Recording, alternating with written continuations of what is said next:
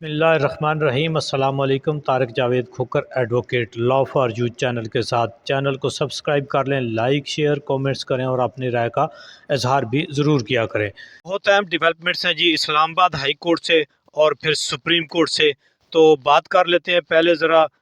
اسلام آباد high court کی، پھر سپریم کورٹ میں جو ہے وہ عدالت نے بہت اہم ریمارکس دیے ہیں ایک بہت اہم ترین کیس میں، اس کے اوپر بات کریں گے۔ جیسا کہ آپ جانتے ہیں کہ بہت ہی ایک جو فسطائیت کا دور رجیم چینج سے چلتا آ رہا ہے،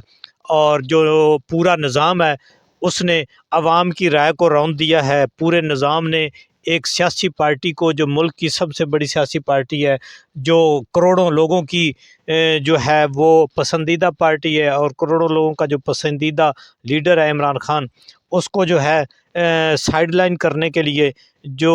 بہت سا ایک آپ یہ سمجھیں کہ پورے نظام کو جو ہے وہ لپیٹ دیا گیا ہے۔ عوام کے اندر اداروں کے بارے میں نفرت انتہا کو ہے،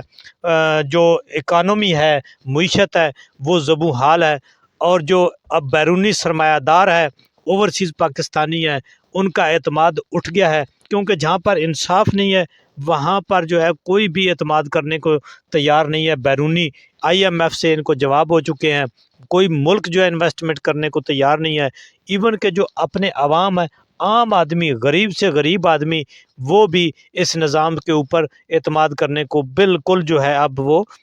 تیار نہیں ہے۔ تو بات جو ہے پہلے اسلام آباد ہائی کورٹ کی کر لیتے ہیں کہ وہاں پر 190 ملین پاؤنڈ کیس جو ہے ریفرنس، اس کے اوپر جو سماعت آج ہونے جا رہی ہے بہت ہی اہم سماعت ہے۔ جیسا کہ آپ جانتے ہیں کہ گزشتہ جو تاریخ پیشی تھی اس کے اوپر عدالت نے جو ٹرائل کورٹ تھی اس کو جو ہے وہ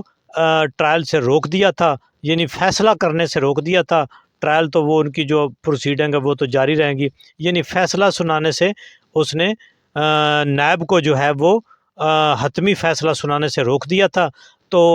اس کے اوپر جو ہے آج بہت اہم سماعت ہے، اور دیکھتے ہیں کہ اس کے اوپر آج دوبارہ سے عدالت جو ہے وہ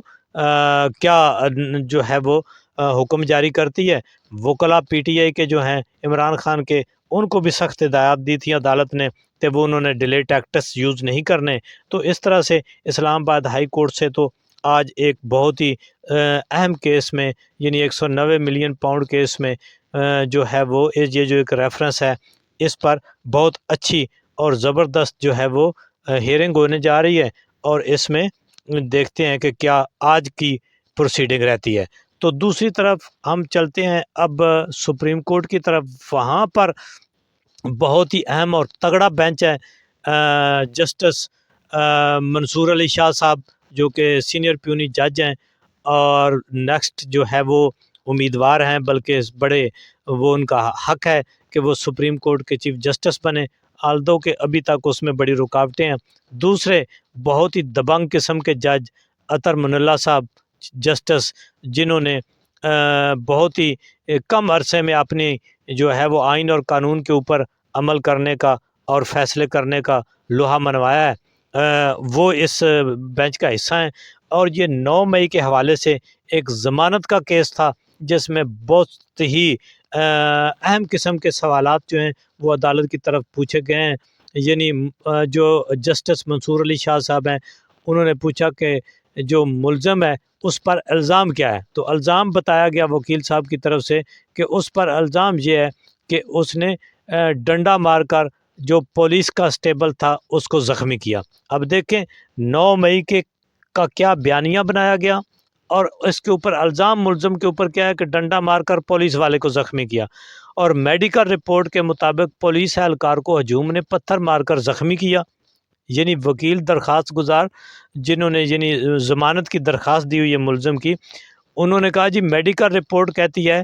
کہ جی یہ پتھر کے ساتھ بندہ زخمی ہوا ہے پولیس اہلکار، لیکن اس کے اوپر الزام جو پراسیکیوشن نے لگایا وہ یہ ہے کہ اس نے ڈنڈا مار کر اس ملزم نے اس کو زخمی کیا۔ تو پھر عدالت نے پوچھا، یعنی اطہر من اللہ صاحب نے پوچھا کہ کیا ملزم جو ہے موقع پر موجود تھا؟ تو وکیل صاحب نے کہا کہ ملزم موقع پر موجود نہیں تھا، ملزم ایک دکاندار ہے۔ یعنی دیکھیں نا اب ہوا کیا کہ ادھر سے دکاندار جو تھے، یعنی انہوں نے کہا جی جیو فینسنگ کی ہے، اب وہاں جو دکاندار تھے جو راہگیر تھے، جو لوگ تھے، وہ جی ان کو پکڑ لیا، کسی کو پکڑ لیا، اس کے اوپر کچھ نہ کچھ ڈال دیا۔ اب ملزم تو ایک دکاندار تھا، اس کی وہاں پہ کوئی دکان ہوگی، وہ اپنی دکان پہ کام کر رہا ہوگا۔ کیا ملزم موقع پر موجود تھا؟ جی ملزم موقع پر موجود نہیں تھا، وکیل صاحب نے بتایا کہ جی وہ تو ایک دکاندار ہے۔ کیا ملزم کی موجودگی کی کوئی سی سی ٹی وی فوٹیج؟ عطر من اللہ صاحب نے پوچھا تو کوئی سی سی ٹی وی نہیں ہے، وکیل صاحب نے بتایا کوئی فوٹیج نہیں ہے، کوئی وہاں پر موجودگی ان کی نہیں ہے۔ ملزم کی موجودگی کے کیا شواہد پیش کیے گئے؟ جسٹس منصور شاہ صاحب نے پوچھا۔ کوئی سی سی ٹی وی فوٹیج پیش نہیں کی گئی، شواہد موجود نہیں ہیں۔ اب وکیل جو ہیں وہ دوسری طرف والے، اب عدالت نے پنجاب حکومت کو اس کے اوپر نوٹس جاری کر دیا۔ یعنی اب دیکھیں ایسے لوگوں کو 9 مئی کے ساتھ جوڑا گیا ہے، ایسے لوگوں کو جو ہے وہ ملک دشمنی عناصر کے ساتھ جوڑا گیا ہے، جو لوگ دکاندار ہیں۔ دیکھیں جی 9 مئی میں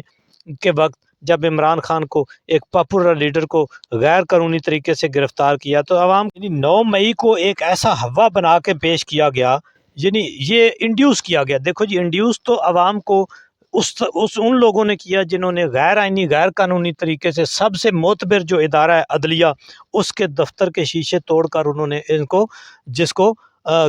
گرفتار کیا غیر قانونی طریقے سے، اور لوگوں کو اشتعال دلایا، پھر پٹیاں چلوائیں، فوٹیجز چلوائیں، لوگ مشتعل ہوئے، لیکن لوگوں نے اپنا احتجاج کرنا چاہا۔ اور پھر وہاں پہ جس طرح پی ٹی آئی اور عمران خان اور ان کا، بلکہ بہت سے اینکر اور بہت سے کئی اور لوگ بول اٹھے ہیں کہ وہاں پر یہ نون لیگ اور جو کیا کہتے ہیں کہ پی ڈی ایم کی جماعتیں تھیں، انہوں نے اس کے اندر بالخصوص دیکھیں نا جی پنجاب کے اندر تو واردات ہوئی، انہوں نے بندے چھوڑ کر لوگوں کو جو ہے وہ انڈیوس کیا، حالانکہ پی ٹی آئی رہنما جو ہیں وہ تو روکتے رہے ان کو۔ بہرحال 9 مئی کا ایک بیانیہ بنا کر جو یہ ایک کہا گیا ہے، عدالت نے جو آج سوالات اٹھائے اس سے پہلے بھی اٹھا چکے ہیں، تو میرا خیال ہے کہ دراصل عدالت نے جو 9 مئی کا بیانیہ ہے اس کو پھر سے مسترد کر دیا ہے، کیونکہ کوئی ایسی ایویڈنس موجود نہیں ہے جس میں لوگ جو ہیں وہ قومی املاک کو یا کسی اس طرح سے، یعنی یہ پیش کیا گیا کہ لوگوں نے فوج کے خلاف بغاوت کر دی ہے۔ یعنی جس طرح سے کئی سیاسی رہنما اور کئی جو میڈیا پرسن اور اینکر اور سول سوسائٹی کے لوگ ہیں وہ یہ کہہ چکے ہیں کہ یہ پی ڈی ایم کی جماعتوں بالخصوص پیپلز پارٹی اور نون لیگ نے فوج اور پی ٹی آئی کو آمنے سامنے کرنے کی سازش کی ہے۔